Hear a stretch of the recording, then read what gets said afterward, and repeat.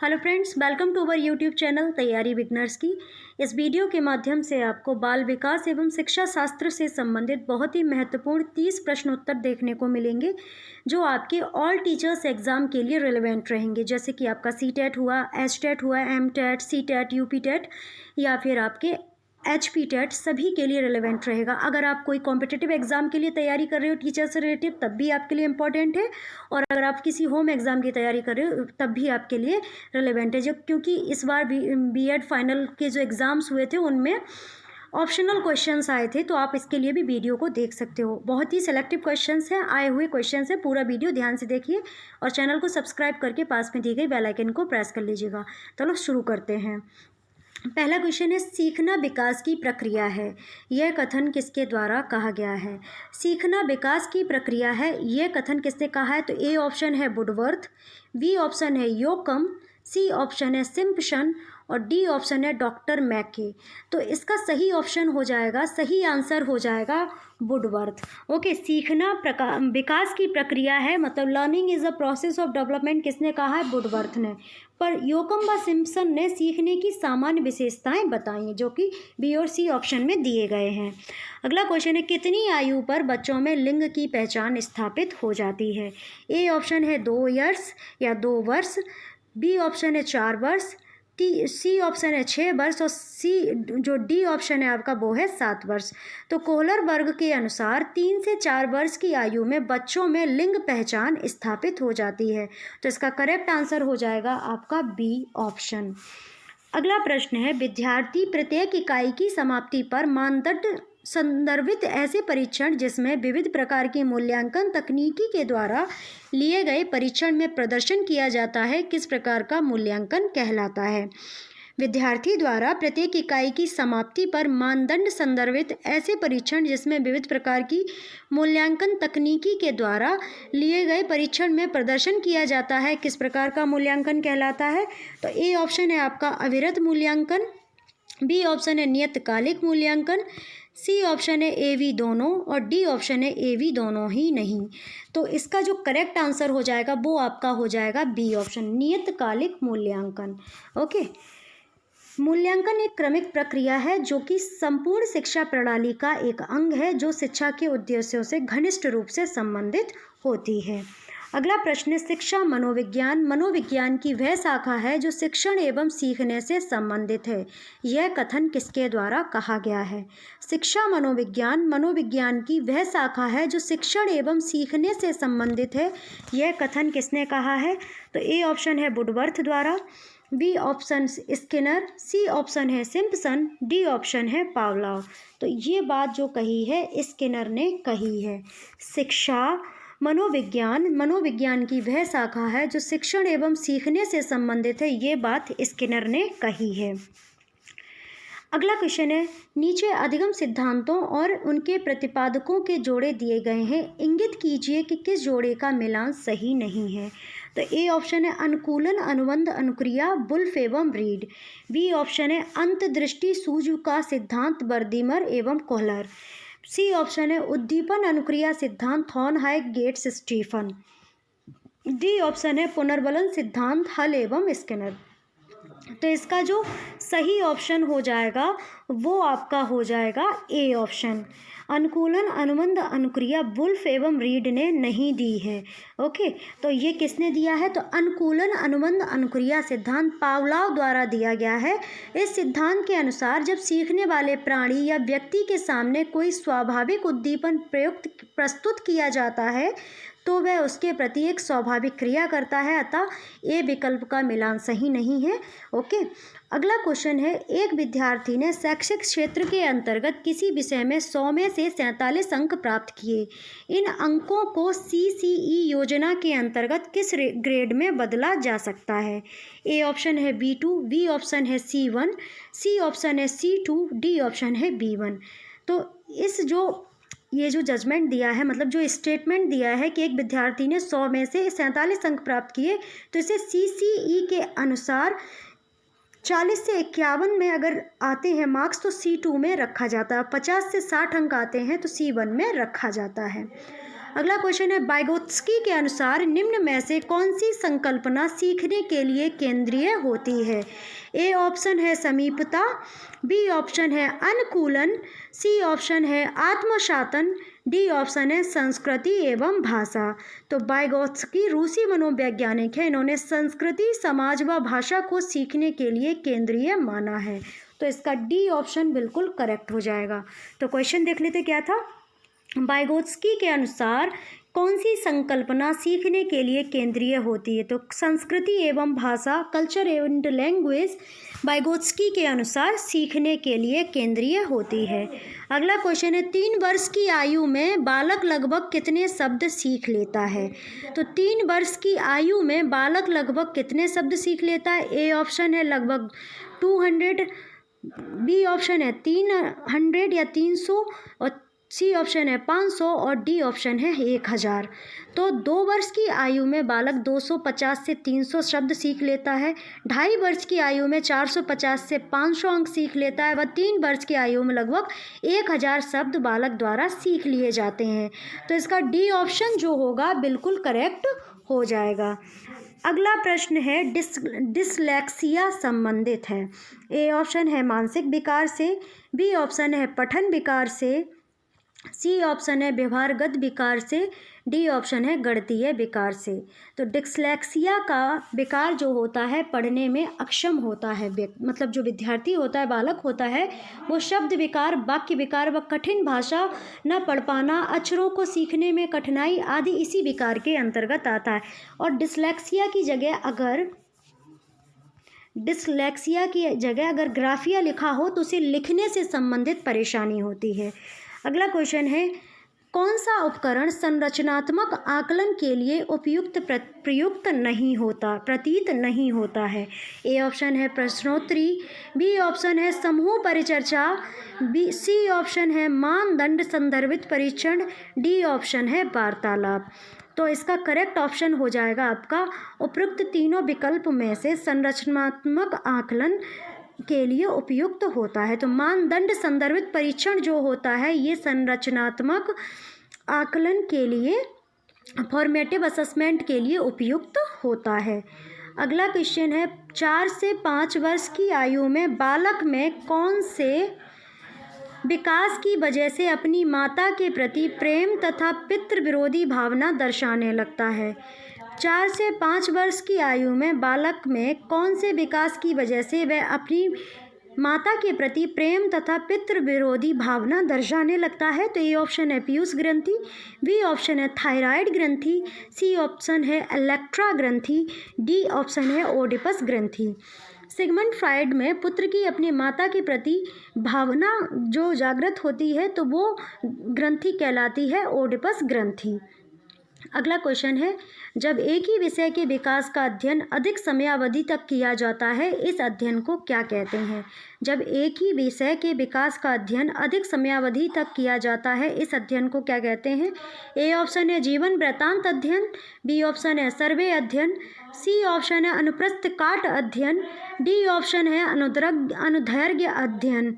तो इसका जो करेक्ट ऑप्शन हो जाएगा वो हो जाएगा अनुदैर्घ्य अध्ययन। एक ही विषय पर लंबे समय तक अगर अध्ययन किया जाए तो उसे लॉन्गिट्यूडिनल स्टडी कहते हैं, अनुदैर्घ्य अध्ययन कहते हैं। अगला क्वेश्चन है, निम्न में से कौन सा सृजनात्मकता का तत्व नहीं है? ए ऑप्शन है धारा प्रवाहिता फ्लुएंसी, बी ऑप्शन है लचीलापन फ्लेक्सिबिलिटी, सी ऑप्शन है मौलिकता ओरिजिनलिटी, और डी ऑप्शन है स्मृतिकरण या मेमोराइजिंग्स। तो इसका जो डी ऑप्शन है वो हो जाएगा धारा प्रवाहिता, लचीलापन, मौलिकता, सृजनात्मकता के तत्व हैं। तो इसमें जो ऑप्शन नहीं बन रहा है वो कौन सा बन रहा है? तो वो बन रहा है आपका मेमोराइजिंग्स। स्मृतिकरण जो है सृजनात्मकता के तत्व में नहीं आता है। अगला क्वेश्चन है, कौन सा मिलर तथा डोलार्ड द्वारा प्रयुक्त या प्रदत्त अनुकरणात्मक व्यवहार का प्रकार नहीं है? जो क्वेश्चन नहीं वाले होते हैं आप पूरा एंड तक पढ़ा करो, क्योंकि ऐसा होता है कभी कभी हम नहीं ना पढ़ के हैं पढ़ लेते हैं और गलत आंसर कर देते हैं। फर्स्ट ऑप्शन है समान व्यवहार, बी ऑप्शन है सहसंबंधात्मक व्यवहार, सी ऑप्शन है प्रतिलिपि व्यवहार, डी ऑप्शन है सुमेलित आश्रित व्यवहार। तो मिलर तथा डोलार्ड ने प्रदत्त अनुकरणात्मक व्यवहार के प्रश्न में दिए गए उपरोक्त तीनों प्रकार बताए हैं। तो बी ऑप्शन जो आपका है संबंधात्मक व्यवहार, ये उन्होंने दिया है, किसने? मिलर तथा डोलार्ड ने। अगला क्वेश्चन है, निम्न में से कौन सा आंतरिक अभिप्रेरणा का उदाहरण नहीं है? ए ऑप्शन है प्रशंसा, बी ऑप्शन है चिंता, सी ऑप्शन है उपलब्धि की आवश्यकता और डी ऑप्शन है आकांक्षा स्तर। तो इसका जो ए ऑप्शन है प्रशंसा, ये आंतरिक अभिप्रेरणा का उदाहरण नहीं है, ये बाहरी अभिप्रेरणा का उदाहरण है। अगला क्वेश्चन है, किसने मानसिक आयु शब्द से पहले परिचित कराया था? तो ए ऑप्शन अल्फ्रेड बिने, बी ऑप्शन है थर्स्टन, सी ऑप्शन है थॉर्नहाइक, डी ऑप्शन है गिलफोर्ड। तो इसका जो करेक्ट ऑप्शन हो जाएगा वो हो जाएगा ए ऑप्शन। अल्फ्रेड बिने ने सर्वप्रथम मानसिक आयु शब्द से परिचित कराया था। तो ए ऑप्शन इसका बिल्कुल करेक्ट हो जाएगा। मेंटल एज जो दिया था सबसे पहले इस शब्द से जिसने अवगत कराया था वो थे अल्फ्रेड बिने। अगला क्वेश्चन है, रॉस के अनुसार विकास की कौन सी अवस्था को मिथ्या परिपक्वता काल कहा गया है? रॉस के अनुसार विकास की कौन सी अवस्था को मिथ्या परिपक्वता काल कहा गया है? तो ए ऑप्शन है शैशवावस्था, बी ऑप्शन है बाल्यावस्था, सी ऑप्शन है किशोरावस्था और डी ऑप्शन है वयस्कावस्था या प्रौढ़ावस्था। तो इसका जो बी ऑप्शन है बाल्यावस्था बिल्कुल करेक्ट हो जाएगा। रॉस के अनुसार 6 से 12 वर्ष की अवस्था मिथ्या परिपक्वता काल होती है और यह अवस्था बाल्यावस्था कहलाती है। अगला क्वेश्चन है, कौन सा व्यक्तित्व विभिन्नताओं का कारण नहीं है? तो ए ऑप्शन है वंशानुक्रम, बी ऑप्शन है वातावरण, सी ऑप्शन है परिपक्वता, डी ऑप्शन है निर्देशन। तो निर्देशन व्यक्तिगत भिन्नताओं के लिए उत्तरदायी नहीं होता है। क्वेश्चन था व्यक्तिगत भिन्नताओं का कारण नहीं है, तो वंशानुक्रम, वातावरण, परिपक्वता जो है व्यक्तिगत भिन्नताओं के कारण होते हैं, पर जो गाइडेंस होती है वो व्यक्तिगत भिन्नताओं के कारण नहीं होते हैं। अगला क्वेश्चन है, किसी बच्चे में सृजनशीलता विकसित करने के लिए अध्यापक को क्या करना चाहिए? तो ये तो आपको पता ही होगा, पर क्वेश्चन क्या है, अध्यापक को क्या नहीं करना चाहिए? बच्चे की क्रियाओं को प्रतिबंधित करना, ए ऑप्शन, बी ऑप्शन है बच्चे के विकारों का सम्मान करना, सी ऑप्शन है बच्चे की उत्कंठा जिज्ञासा को संतुष्ट करना, डी ऑप्शन है बच्चे को अपूर्व चिंतन की दिशा में ले जाना। तो ए ऑप्शन होता है आपका बिल्कुल करेक्ट, बच्चे की क्रियाओं को प्रतिबंधित करना। ओके, किसी बच्चे में सृजनशीलता विकसित करने के लिए अध्यापक को उसकी क्रियाओं को प्रतिबंधित नहीं करना चाहिए और बच्चे के विकारों का विचार जो होंगे उनको सम्मान कीजिए, बच्चों की जो जिज्ञासा है उन्हें संतुष्ट करना चाहिए और बच्चों को अपूर्व चिंतन की दिशा में ले जाना चाहिए। अगला क्वेश्चन है, हाँ, इसका डिस्क्रिप्टिव अगर देखें तो पैर से सर वृद्धि एवं विकास के संदर्भ में सही नहीं होती है। अगला क्वेश्चन है, बहुबुद्धि सिद्धांत के प्रवर्तक कौन थे? तो ए ऑप्शन है अल्फ्रेड बिने, बी ऑप्शन है गिलफोर्ड, सी ऑप्शन है हार्वर्ड गार्डनर, डी ऑप्शन है थॉर्नहाइक। तो इसका जो इसका जो सी ऑप्शन है वो बिल्कुल करेक्ट है, हार्वर्ड गार्डनर। बुद्धि सिद्धांत जो बहुबुद्धि सिद्धांत दिया है वो हार्वर्ड गार्डनर ने दिया है। तो अल्फ्रेड बिने ने कौन सा सिद्धांत दिया? तो एक तत्व सिद्धांत दिया है। गिलफर्ड ने त्रिआयाम सिद्धांत दिया है। स्पीयरमैन ने द्वितत्व सिद्धांत दिया है। ओके, अगला क्वेश्चन है, फ्राइड द्वारा दिए गए मनोलैंगिक विकास की एक अवस्था कौन सी नहीं होती है? ए ऑप्शन है मुखीय अवस्था, बी ऑप्शन है गोदा अवस्था, सी ऑप्शन है गुप्त अवस्था, डी ऑप्शन है आइकॉनिक प्रतिभा अवस्था। तो फ्राइड ने मनोलैंगिक विकास की 5 अवस्थाएं बताई हैं, जिनमें मुखीय अवस्था जन्म से 1 वर्ष, गुदी अवस्था 1 से 2 वर्ष, लैंगिक अवस्था 1 से 3 वर्ष, अदृश्य अवस्था 6 से 13 वर्ष और 5वीं जो अवस्था दी है वो है जननेंद्रिय अवस्था, किशोरावस्था। ठीक है, तो इसका जो करेक्ट डी ऑप्शन हो जाएगा। तो क्वेश्चन आपका क्या था? फ्राइड द्वारा दिए गए मनोलैंगिक विकास की एक अवस्था कौन सी नहीं है? तो मुखीय अवस्था भी है, गुदी अवस्था भी है, गुप्त अवस्था भी है, बस आइकॉनिक अवस्था इसमें करेक्ट आंसर नहीं है। तो कौन कौन सी अवस्था है? मुखीय अवस्था, गुदी अवस्था, लैंगिक अवस्था, अदृश्य अवस्था, जननेंद्रिय अवस्था या किशोरावस्था।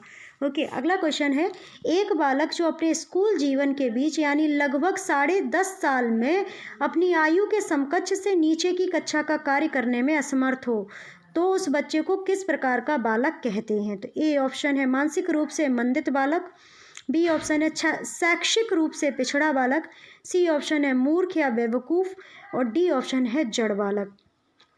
तो इसे कहेंगे शैक्षिक रूप से पिछड़ा बालक। ओके, वह बालक जो अपनी आयु के समकक्ष कार्य नहीं कर पा रहा, हो सकता है वह बीमार हो या कक्षा में अनुपस्थित हो, वह मूर्ख, जड़ या मंदित बालक नहीं कहलाएगा, वह शैक्षिक रूप से पिछड़ा बालक कहलाएगा। अगला क्वेश्चन है, एक विद्यार्थी नए ज्ञान को इस तरह से सीखता है कि वह पहले से सीखे हुए संप्रत्यय एवं नियमों का परिमार्जन तथा विवर्धन करता है, इस प्रकार का अधिगम क्या कहलाता है? तो ए ऑप्शन है संयोगात्मक सीखना, बी ऑप्शन है अधीनस्थ सीखना, सी ऑप्शन है महाकोटि सीखना, डी ऑप्शन है सहसंबंधात्मक सीखना। तो इसका जो ए ऑप्शन है वो बिल्कुल करेक्ट हो जाएगा, संयोगात्मक सीखना। एक विद्यार्थी नए ज्ञान को इस तरह से सीखता है कि वह पहले से सीखे हुए संप्रत्यय एवं नियमों का परिमार्जन तथा विवर्धन करता है, इस प्रकार का अधिगम संयोगात्मक अधिगम कहलाता है। अगला क्वेश्चन है, जेंडर स्कीमा थ्योरी किसने प्रस्तावित की थी? तो जेंडर स्कीमा थ्योरी किसने प्रस्तावित की? ए ऑप्शन है अल्बर्ट बांडूरा, बी ऑप्शन है जीन पियाजे, सी ऑप्शन है एस.एल. वेम और डी ऑप्शन है R.A. वेरन। तो इसका जो करेक्ट ऑप्शन हो जाएगा वो हो जाएगा आपका एस.एल. वेम। जो जेंडर स्कीमा थ्योरी है वो एस.एल. वेम ने दी है और ये थ्योरी 1981 में संज्ञानात्मक सिद्धांत के रूप में पेश की गई थी।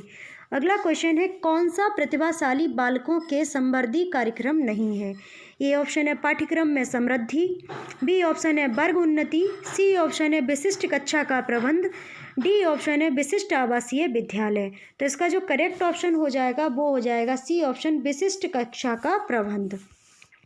प्रतिभाशाली बालकों के लिए किसी विशेष प्रकार की कक्षा का प्रबंध नहीं किया जाता है। अगला क्वेश्चन है, कुछ मामलों में बच्चे अपने माता पिता की तुलना में कुछ कम मानसिक योग्यता दिखलाते हैं तथा ठीक उल्टा दृश्य भी दिखाई पड़ता है, वंशानुक्रम का यह नियम क्या कहलाता है? ए ऑप्शन है प्रत्यागमन का नियम, बी ऑप्शन है चयनित गुणों का सिद्धांत, सी ऑप्शन है मातृ एवं पितृपक्षों का नियम, बी ऑप्शन है संयोग का नियम। तो क्वेश्चन था, कुछ मामलों में बच्चे अपने माता पिता की तुलना में कुछ कम मानसिक योग्यता दिखलाते हैं, ठीक उल्टा दृश्य ही मतलब जो बिल्कुल अपोजिट पिक्चर देखने को मिल जाती है, तो ये जो है प्रत्यागमन या लॉ ऑफ रिग्रेशन कहलाता है। ठीक है, प्रत्यागमन के नियम में बालक में माता पिता से विपरीत गुण पाए जाते हैं। अगला प्रश्न है, आरंभिक बाल्यकाल का आयु समूह काल क्या होता है? ए ऑप्शन है 0 से 2 वर्ष, बी ऑप्शन है 2 से 4 वर्ष, सी ऑप्शन है 2 से 6 वर्ष और डी ऑप्शन है 4 से 7 वर्ष। तो इसका जो सी ऑप्शन हो जाएगा बिल्कुल करेक्ट हो जाएगा, 2 से 6 वर्ष जो है बाल्यावस्था को प्रदर्शित करता है। ओके, अब बाल्यावस्था को 2 भागों में विभाजित किया गया, आरंभिक बाल्यकाल में और उत्तर बाल्यकाल में। अगला क्वेश्चन है, AAMD तथा APA के अनुसार गंभीर मानसिक मंदता युक्त बालकों का बुद्धि लब्धि परास क्या होता है? ए ऑप्शन है 52 से 67 तक, बी ऑप्शन है 36 से 51 तक, सी ऑप्शन है 20 से 35 तक और डी ऑप्शन है ओनली 20।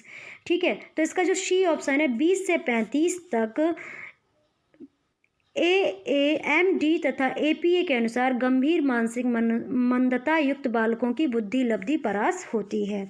कितनी होती है? अगर आप देख लीजिए 50 से 70 दिया गया होगा तो अन्य बुद्धि बालक होगा, 20 से 50 मूर्ख या मंदता युक्त बालक होगा, 20 से नीचे महामूर्ख बालकों की बुद्धि लब्धि होती है। अगला क्वेश्चन और आज का लास्ट क्वेश्चन है, अहम केंद्रिकता का गुण जीन पियाजे द्वारा प्रदत्त बौद्धिक विकास की कौन सी अवस्था में दिखाई पड़ता है? तो ए ऑप्शन है संवेदात्मक गामक अवस्था, बी ऑप्शन है पूर्व संक्रियात्मक अवस्था, सी ऑप्शन है मूर्त संक्रियात्मक अवस्था, डी ऑप्शन है औपचारिक संक्रियात्मक अवस्था। तो इसका बी ऑप्शन जो है बिल्कुल करेक्ट हो जाएगा, पूर्व संक्रियात्मक अवस्था। क्वेश्चन था आपका, अहम केंद्रिकता का गुण जीन पियाजे द्वारा प्रदत्त बौद्धिक विकास की कौन सी अवस्था होती है? तो पूर्व संक्रियात्मक अवस्था, और ये 2 से 7 वर्ष की आयु में पाई जाती है। तो ये था हमारा आज का बहुत ही महत्वपूर्ण वीडियो जो 30 क्वेश्चंस का था। थोड़ा बहुत वायलेशन आया होगा वीडियो में, उसके लिए माफ़ी चाहेंगे। पर बाहर जब बातें होती तो हम रोक नहीं पाते और रिकॉर्डिंग भी बीच में नहीं रोक सकते हैं, ठीक है। अगर रिकॉर्डिंग रोकते हैं तो बाद में फिर से शुरू से रिकॉर्डिंग करना होता है। तो आपको वीडियो कैसा लगा है ज़रूर बता दीजिएगा। लाइक कमेंट शेयर करना बिल्कुल मत भूलिएगा और चैनल को सब्सक्राइब करके बेल आइकन को प्रेस कर लीजिएगा। आपको आपके जो भी सिलेबस है उससे संबंधित वीडियोस आपको आज से देखने को मिलते रहेंगे। आप सभी का बहुत बहुत धन्यवाद वीडियो वॉच करने के लिए। आपका दिन शुभ हो और आपकी तैयारी निरंतर बढ़ती जाए। धन्यवाद।